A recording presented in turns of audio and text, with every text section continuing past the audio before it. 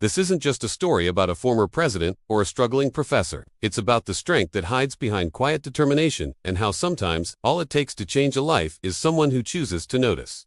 When Donald Trump spotted a woman sleeping in her car, he had no idea he was about to discover one of the most powerful stories of perseverance he'd ever encounter. It was a crisp, cool autumn morning at a small rural community college tucked away in the quiet hills of Pennsylvania.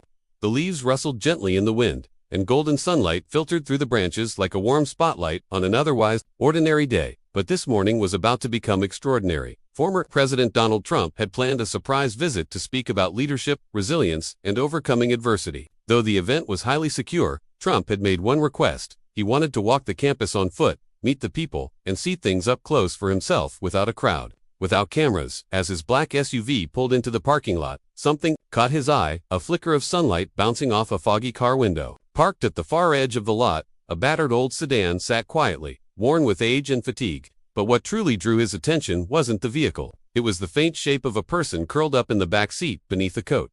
Trump paused. "Who's that sleeping in the car?" he asked one of his Secret Service agents. The agent hesitated, glancing toward the vehicle. "No idea, sir. Want us to investigate?"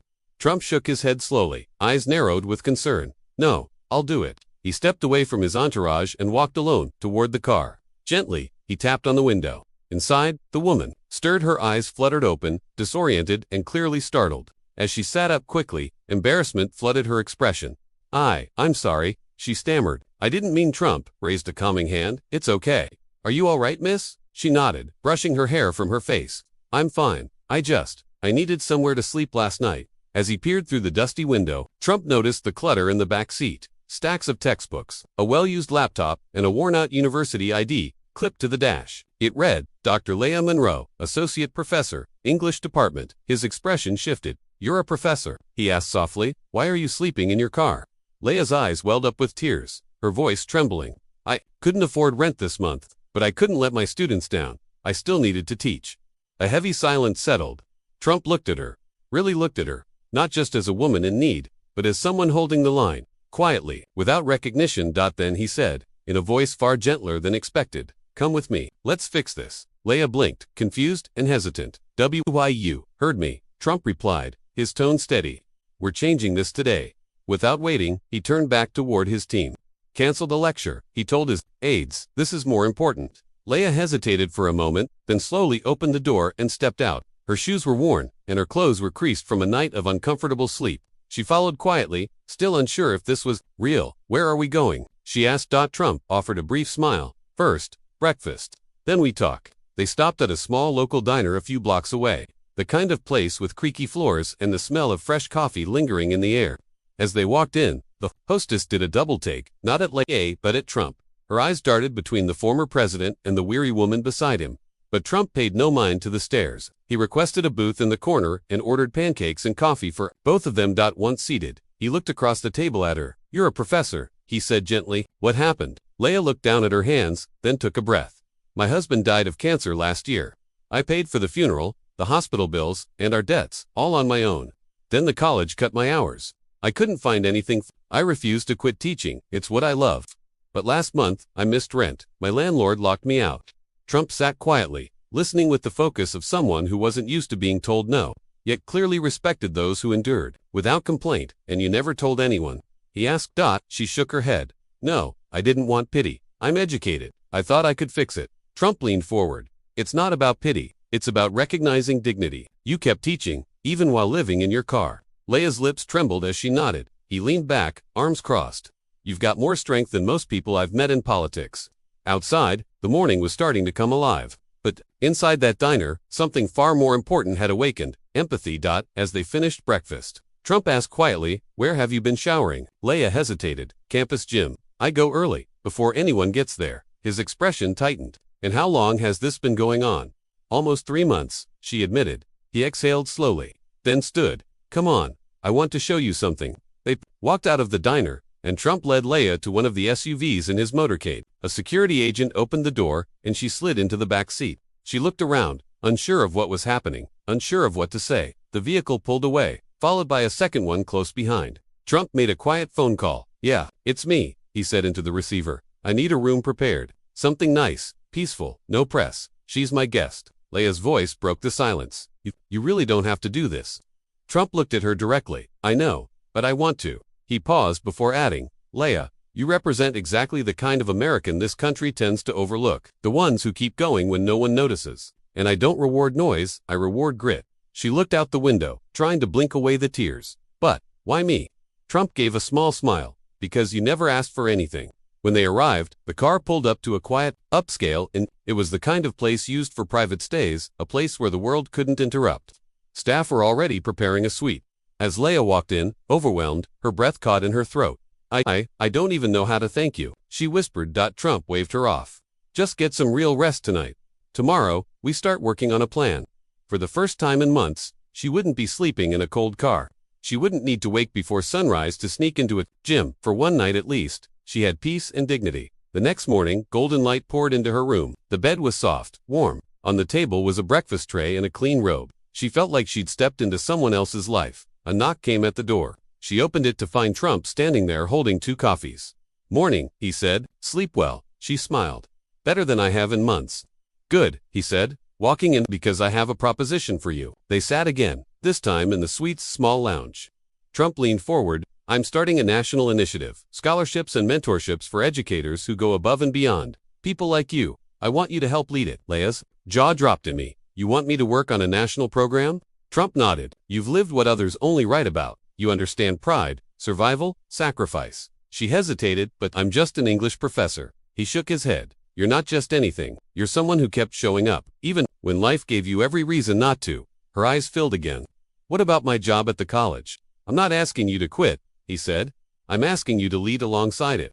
And I'll cover your housing until you're stable. Again, Laya leaned back, stunned. Why are you doing all this? Trump looked serious. Because true leadership starts with helping the ones no one sees. You reminded me of why I believed in this country to begin with. For the first time in months, Laya felt seen, not as someone broken, but as someone worthy. Later that afternoon, Trump insisted on walking Laya back to campus personally. As they approached the English department building, several students noticed and whispered. Then the college dean, Mr. Harmon, stepped outside, clearly surprised. President Trump, the dean said, stunned. What brings you to our school?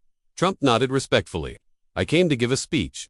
But I found someone far more worth listening to. He gestured toward Laya. This woman, Dr. Laya Monroe, has been sleeping in her car. Yet every single day, she showed up to teach your students. Did you know that? The dean's face paled. We had no idea. She kept coming. Didn't she? Trump asked, his voice calm but firm. Yes, sir, the dean replied. Always on time, always prepared. We just thought she was quiet.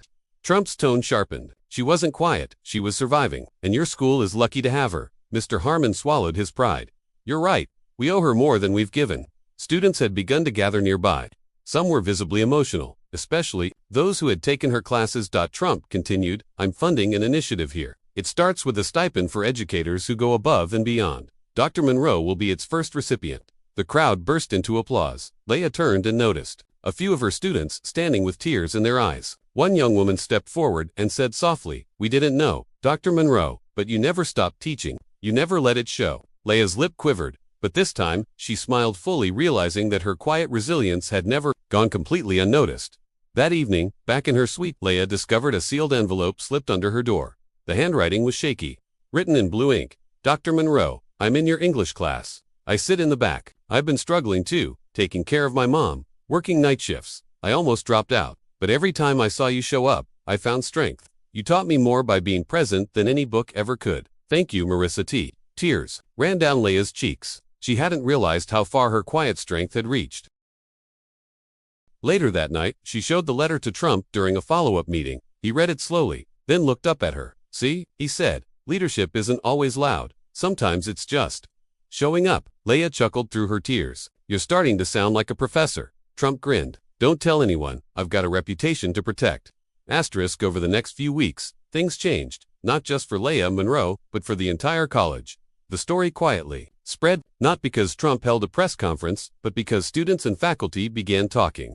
They talked about the professor who never missed a class, who slept in her car but still graded papers, who taught Shakespeare while silently navigating the edge of collapse. And once the story got out, the world paid attention.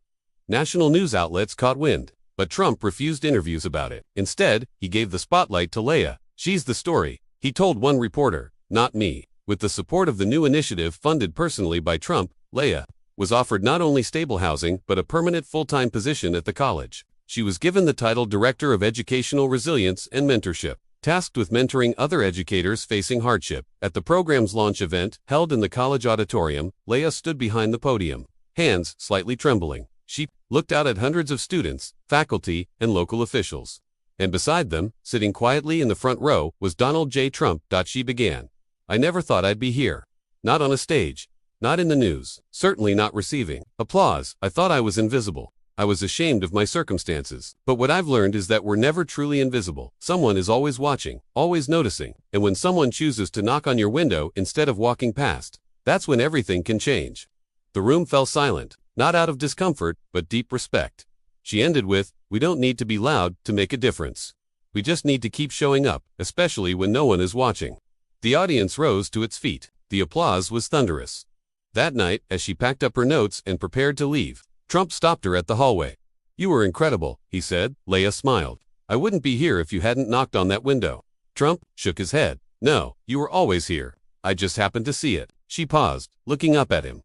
"Why me, though, out of all the people you could have helped?" Trump answered softly. "Because I saw in you what I wish more people could see in themselves. Quiet strength. You didn't ask for help. You earned it." Then he chuckled. "Besides, I may have a soft spot for English professors. Don't tell anyone." They both laughed.